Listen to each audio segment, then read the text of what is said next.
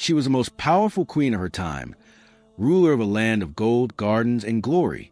Yet one letter from Prophet Sulaiman shook her throne and changed her destiny forever.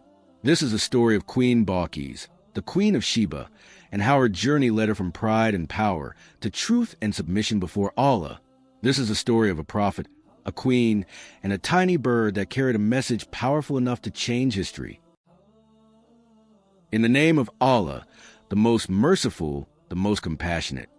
Long ago, there lived a great prophet, Sulaiman, peace be upon him. Allah had given him a kingdom unlike any other. He was not only king over people, but also over animals, birds, and even the jinn. When he marched with his army, the ground would tremble, not from fear, but from awe. Imagine an army so vast that humans walked beside lions, elephants, and horses, while birds flew in perfect rows above, shading the soldiers with their wings, and the jinn, invisible to ordinary eyes, moved silently among them. Prophet Sulaiman would stand tall at the head of this army, his face shining with the light of faith. He was powerful, yet humble, always remembering that everything he owned came only from Allah. One day, as he inspected the birds in his army, he noticed something strange. Every bird was present. The eagles with their sharp eyes, the doves with their soft wings, and the crows that flew in perfect order. But one bird was missing. It was the hudhud, the hoopoe bird. The hudhud was no ordinary bird. It had a sharp eye and a special task. It flew far ahead of the army to search for water and to bring back news from distant lands. Prophet Sulaiman paused. His face grew serious. "Where's the hudhud?" he asked. His commanders searched the sky, but could not see it. Sulaiman said firmly, "If it does not return with a true excuse, I will punish it." For in the army of a prophet, discipline was strict. The soldiers whispered among themselves. Had the hudhud betrayed its duty, or had something happened to it? Hours later, the small bird appeared, its wings flapping quickly, its chest rising and falling with heavy breaths. It landed before Prophet Sulaiman and bowed its tiny head. "O noble prophet," the hudhud cried, "I bring news from a land you do not know. I have discovered something astonishing." Sulaiman raised his hand, signaling silence. The bird continued, "I flew to the land of Saba, far across the deserts. There I found a mighty queen ruling over her people. Her throne is magnificent, her palace filled with treasures. But, O prophet, they do not worship Allah. Instead, I saw them bowing to the sun. They raise their hands to a burning star, not knowing that Allah created it. They live in darkness, though the truth is near them." The crowd gasped. A whole nation worshiping the sun? Sulaiman's eyes narrowed. He was a prophet of Allah, and his duty was to guide people away from falsehood. The hudhud's voice grew softer, almost trembling. "O noble prophet, I saw their queen, Balkis. She is wise, and her people love her dearly. But she too bows to the sun. They do not know Allah, the Lord of the heavens and the earth."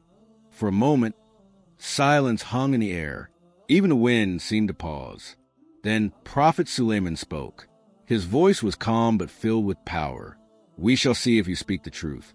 You will carry my letter to this queen, and by Allah's permission, the truth shall reach her." The hudhud lifted its wings proudly. The little bird that had almost been punished was now trusted with a mission that could change the fate of an entire kingdom. And so, the story of the hudhud truly began. The Queen of Sheba sat on her throne, her heart heavy with worry. For many years, she had ruled her people with wisdom, justice, and kindness. Her palace was filled with wealth, her court with loyal ministers, and her land with prosperity. Yet now, something stirred inside her heart that she could not ignore. The letters of Prophet Sulaiman, the man who claimed to be a prophet of Allah, weighed upon her. His words were clear: "Do not be arrogant. Submit to Allah, the Lord of all worlds." The queen was not like other rulers. She was not quick to anger, nor was she proud without reason. She thought deeply before every decision. And this time, she knew the matter before her was far greater than kingdoms, armies, or gold. This was about truth and her people's future. Her ministers gathered before her. They were proud men, skilled in war and politics. The queen raised her hand and spoke gently. "My people, a letter has reached me. It comes from Sulaiman, a prophet who claims to speak in the name of Allah. He commands us to submit to him alone and to abandon the worship of the sun and stars. Tell me, what do you advise?" At once, her ministers stood tall. Their voices rang with confidence. "O Queen, we are men of strength, men of war. We are powerful, and if you command us, we will fight. No kingdom can stand against us." But the queen did not answer immediately. Her eyes softened, and she looked beyond the golden pillars of her hall, as if gazing into the unseen. She whispered in her heart, "War destroys lives. It brings blood and grief. Wisdom is not in rushing to fight, but in seeking the truth." Finally, she turned back to her council. Her voice was calm, yet firm. "My people, kings, when they invade, destroy cities and disgrace their people. That is not the way I choose. We will not rush to war. Instead, I will send gifts to Sulaiman. Let us test him. If he is only a king hungry for riches, he will be pleased with treasures.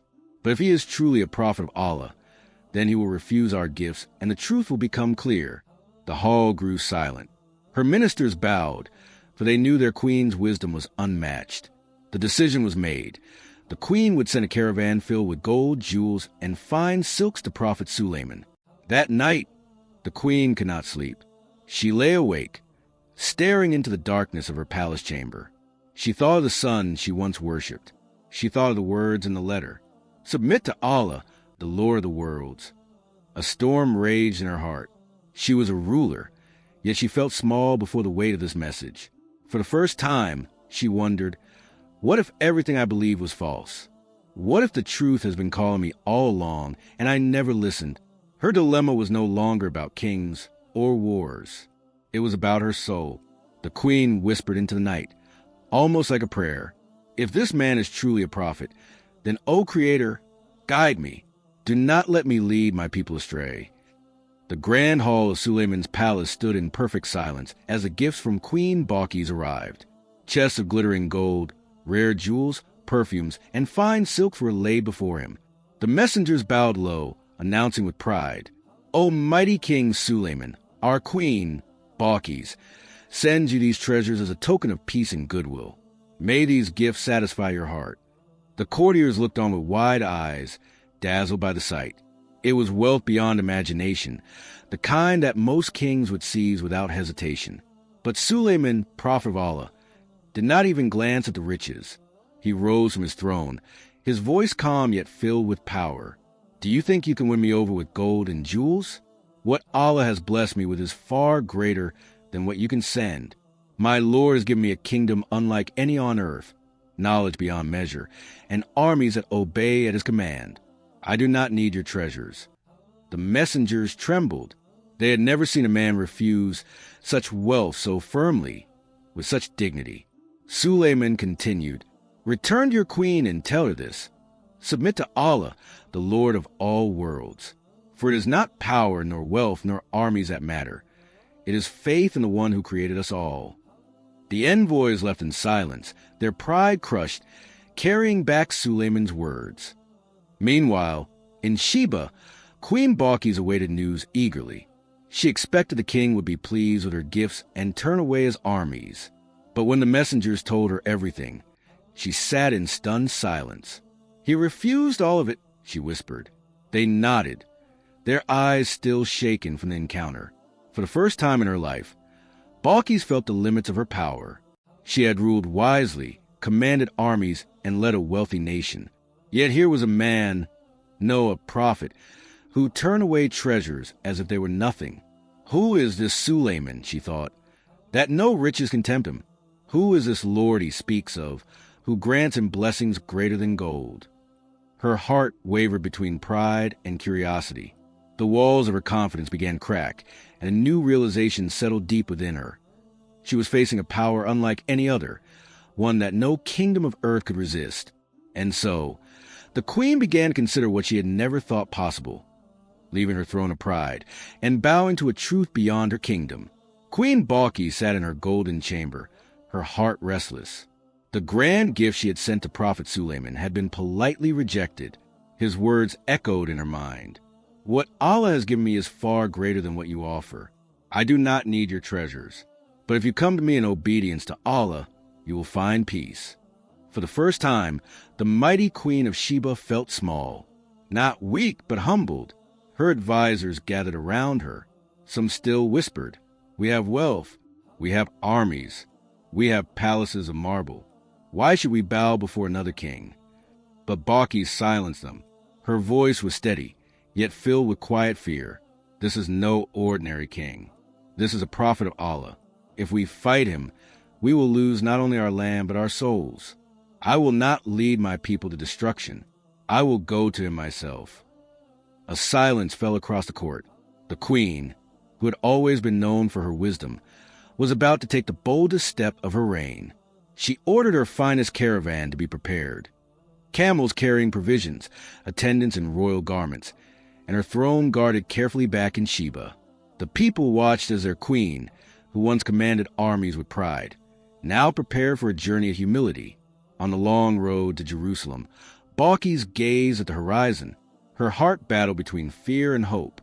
Fear of what awaited her. Would Sulaiman disgrace her before his people? Hope that perhaps this prophet held the truth she had been seeking all her life. Her voice broke softly as she whispered a prayer she had never spoken before.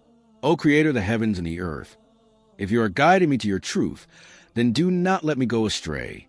With this, Balkis, once the proud Queen of Sheba, took the first step toward becoming a humble servant of Allah. The great hall of Prophet Sulaiman was filled with light. His companions, both men and jinn, stood in awe, waiting for his command. Outside, the news spread quickly. The Queen of Sheba is on her way. Sulaiman, with wisdom given by Allah, wanted to test her heart. Was she a ruler proud of her throne and wealth, or was she ready to submit to the truth of Allah? He turned to his assembly and asked, "Who among you can bring me her throne before she arrives?" Immediately, a mighty jinn stood up. His voice was deep and strong. "I will bring it to you before you rise from your place of counsel." This was already a great feat. Imagine moving a throne of gold and jewels from a distant kingdom all the way to Sulaiman's palace in just moments. But then another voice spoke. It was different, calm, and filled with the power of knowledge Allah had granted. It was a man who had knowledge of the book. He said softly, "I will bring it to you before your eyes blink." And in the blink of an eye, the throne appeared. The hall gasped. Before Sulaiman stood the magnificent throne of Queen Balkis, heavy with gold, decorated with pearls, shining with beauty. But Sulaiman did not smile in pride. Instead, he bowed his head and said, "This is by the grace of my Lord, to test me whether I am grateful or ungrateful. This is a mark of true faith, never claiming greatness for oneself, but recognizing that all power comes from Allah alone." Meanwhile, Queen Balkis and her caravan were making their way to Sulaiman's land. She was already shaken by what she had heard. The gifts she sent were rejected. Her messengers told her about Sulaiman's unmatched kingdom, about how even animals and winds obeyed him. Her heart whispered, "This is not an ordinary king. This is something far greater." When she finally arrived, Sulaiman welcomed her with dignity. But before she could even sit, her eyes fell upon something shocking. There, in Sulaiman's hall, was her throne. She stepped closer, her voice trembling. "It looks like my throne, but how can it be?" She could not believe it. Was it truly hers, brought across deserts in the blink of an eye? Or was it a trick of the eye? Sulaiman looked at her calmly and asked, "Is your throne like this?" Balkis whispered, almost to herself, "It is as though it were the very one." Her mind raced. She began to realize this was not about kings and queens. This was about a power that came only from the Creator of the heavens and earth. Then came another test. Sulaiman invited her into a great hall. The floor looked like it was filled with deep, flowing water. Balkis lifted her dress, afraid to step into the river inside the palace. But when she stepped forward, she gasped.